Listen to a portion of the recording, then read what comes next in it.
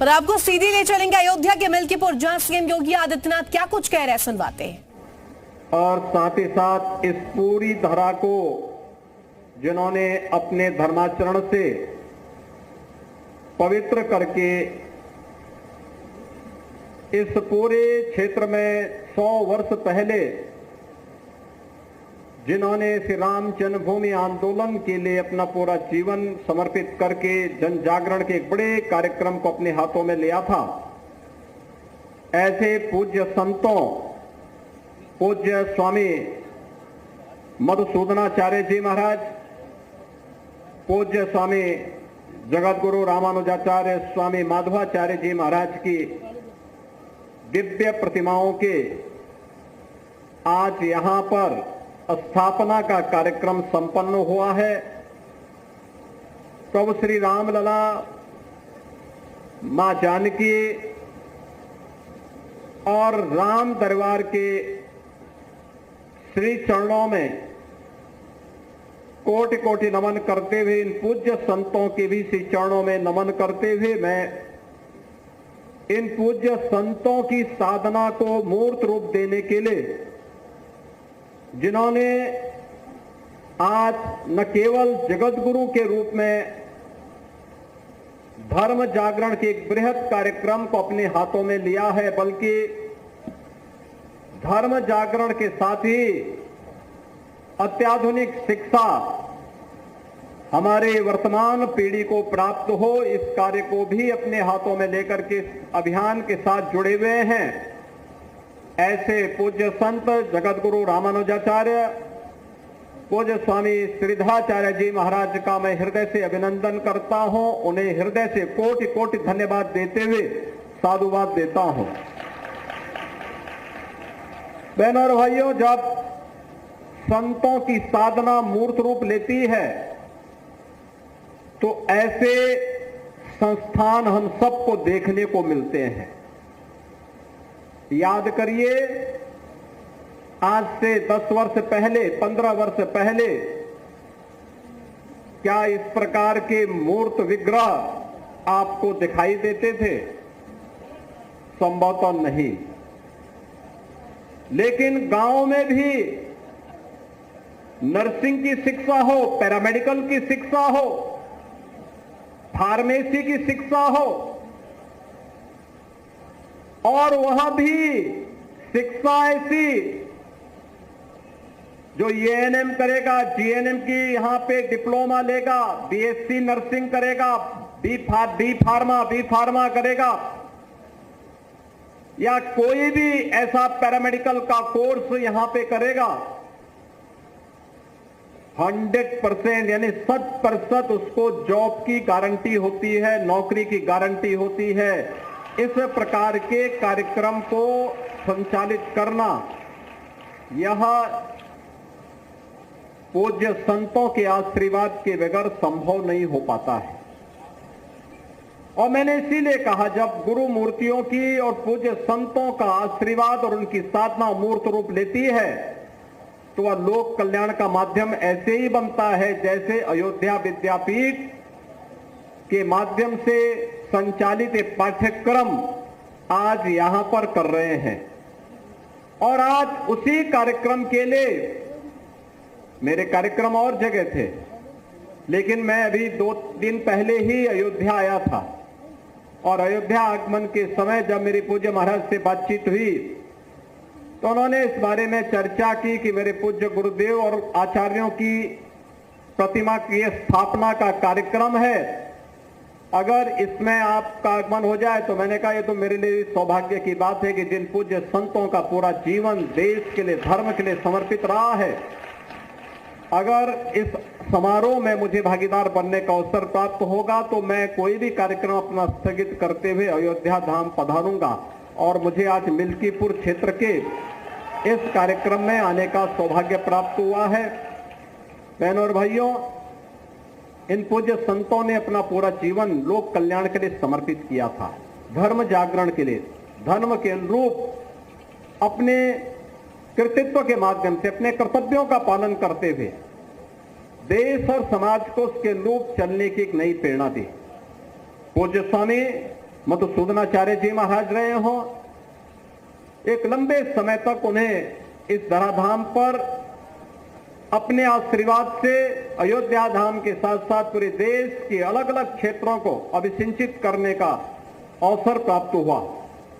लेकिन वहीं साथ ही साथ जगत गुरु रामानुजाचार्य पूज्य स्वामी माधवाचार्य जी महाराज भले ही भौतिक दृष्टि से उनका कार्यकाल अल्प रहा हो, लेकिन अपने अल्प अवधि में भी उन्होंने अपनी साधना और अपने चमत्कार से लोगों के जीवन में परिवर्तन लाने का कार्य किया। और जो मैंने आपको बताया कि आज अशरफी भवन के लोक कल्याणकारी कार्यक्रम हो या फिर अयोध्या विद्यापीठ के माध्यम से कोरोना जैसी महामारी के दौरान किए गए उपकार के वे अनेक कार्यक्रम, जब दुनिया हतप्रत थी, बीमारी के सामने पूरी तरह पस्त थी, तब हमारे पूज्य धर्माचार्य, तब हमारे धार्मिक स्थल, तब हमारे इस प्रकार के संस्थान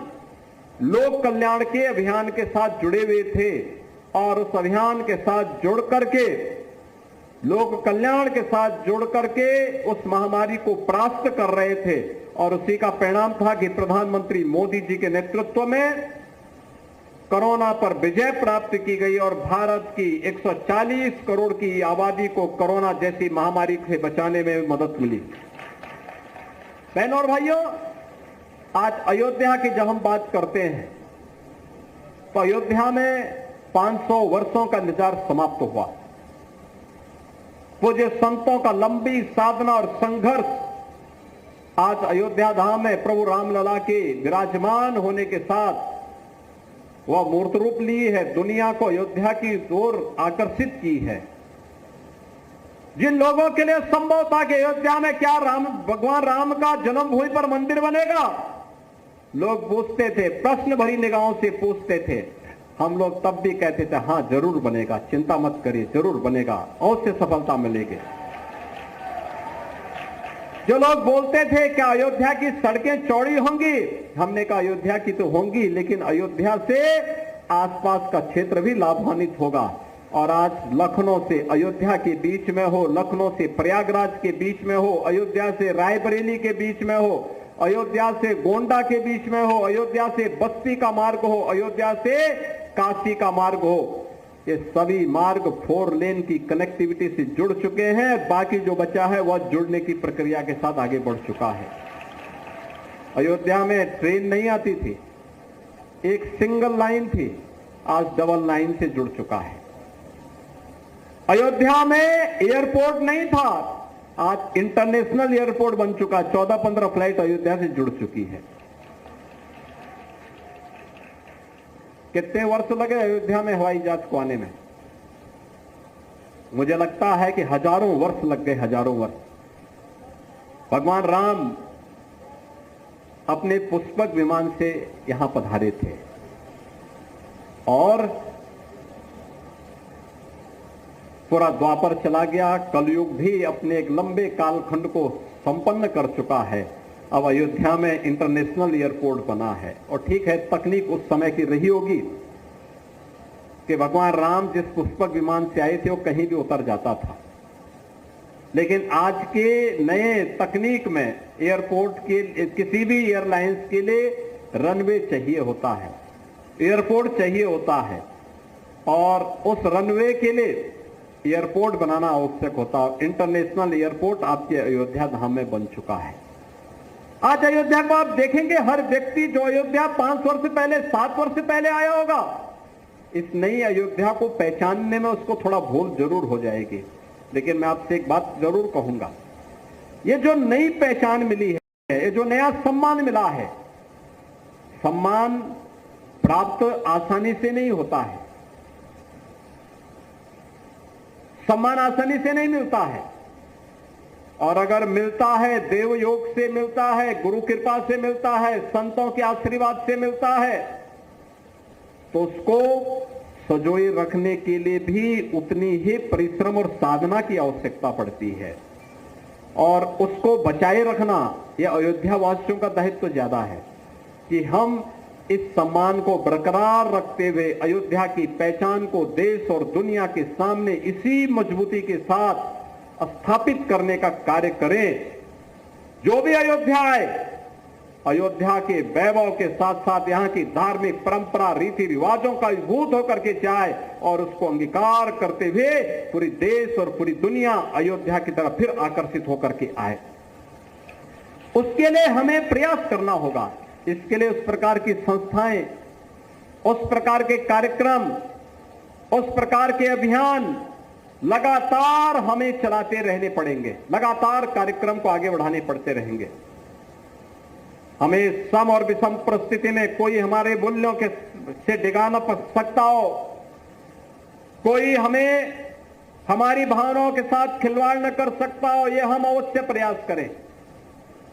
क्योंकि जो नकारात्मक ताकतें हैं, जिनके मन में आपके प्रति सद्भावना नहीं, दिखावटीपन है, जो राम के अस्तित्व को नहीं मानते, जो कृष्ण के अस्तित्व को नहीं मानते, जिन लोगों के मन में भारतीयता के प्रति कोई सम्मान का भाव नहीं, जिन लोगों के मन में ये कोई भाव नहीं कि दुनिया के किसी कोने में कोई हिंदू प्रताड़ित हो रहा है तो उसके प्रति आवाज उठा सके, क्योंकि उसमें भी उन्हें लगता है कि अगर हम आवाज उठाएंगे तो कहीं यहां उनका वोट बैंक न खिसक जाए।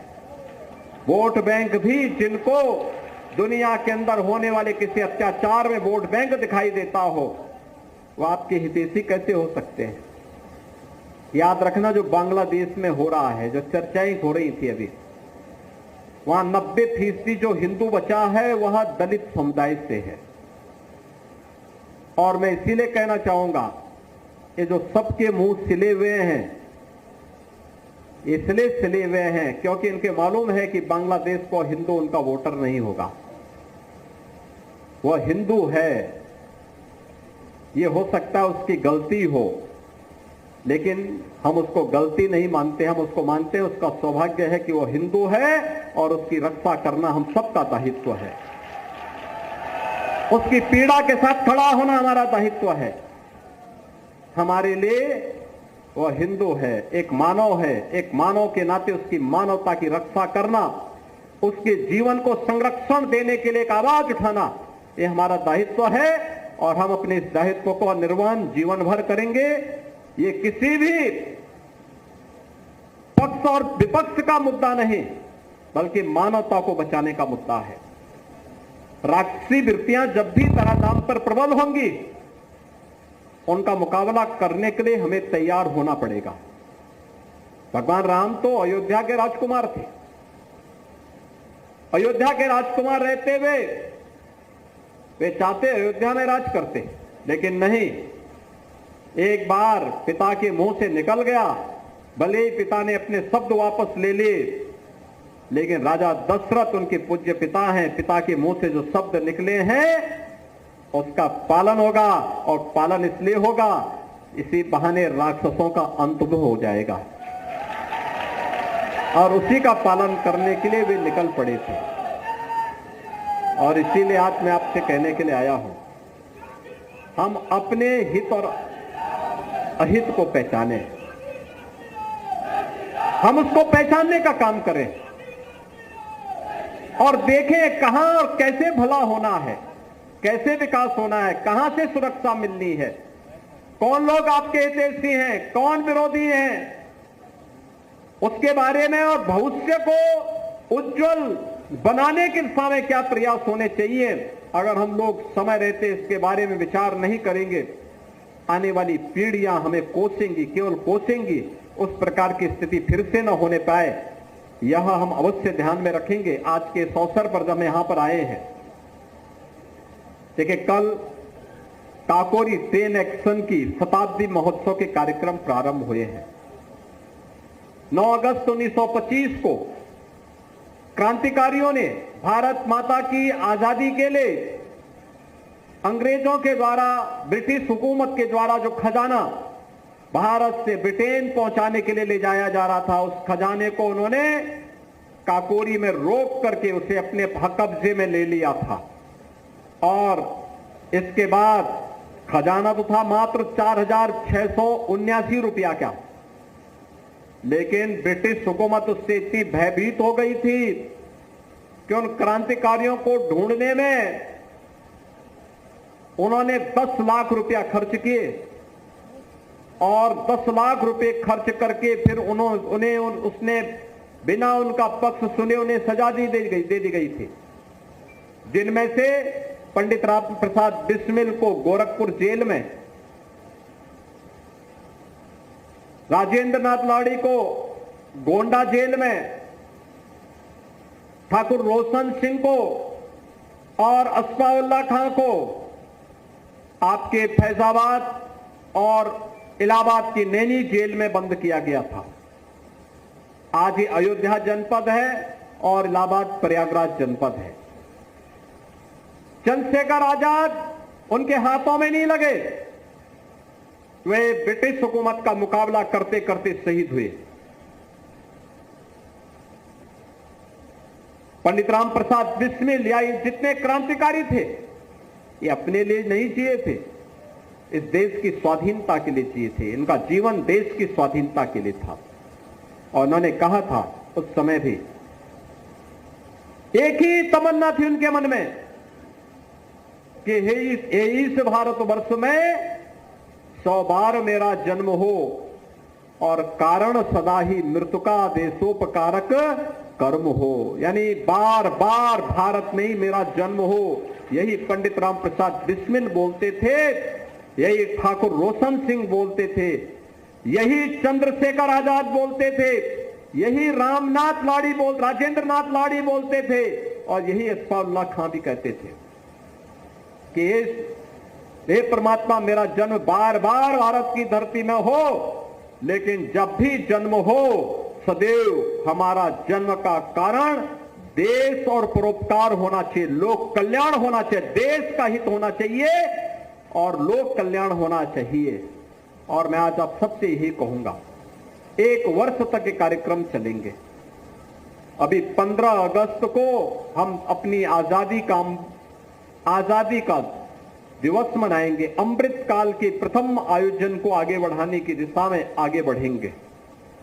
बहनों और भाइयों, प्रधानमंत्री मोदी जी ने देशवासियों का आह्वान किया है, भारत के आन बान शान को हर घर पर लहराएंगे, हर घर पर तिरंगा होना चाहिए।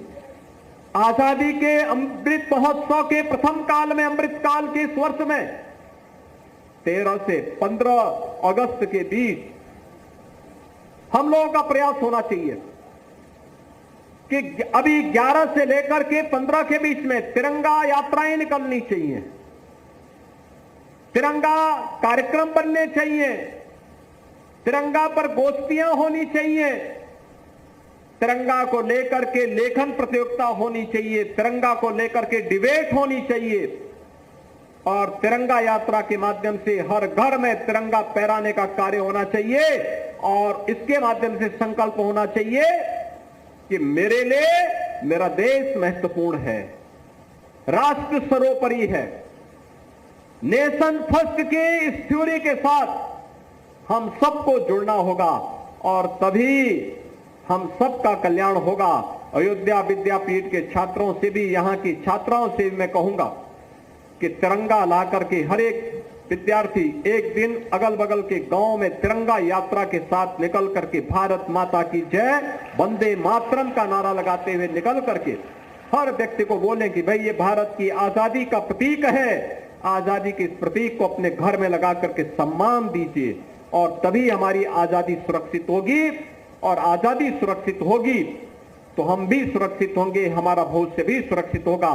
और यही आज के दिन पर हम इस कार्यक्रम को अगर आगे लेकर के चलेंगे तो अवश्य क्रांतिकारियों का, भारत के उन महान शहीदों का सपना साकार होगा जिन्होंने भारत के लिए अपना पूरा जीवन समर्पित किया था, अपना बलिदान दिया था। आज के इस अवसर पर एक बार फिर से यहां पर अयोध्या विद्यापीठ परिसर में श्री राम दरबार का भव्य विग्रहों की स्थापना हुई है। उनके श्री चरणों में नमन करता हूं।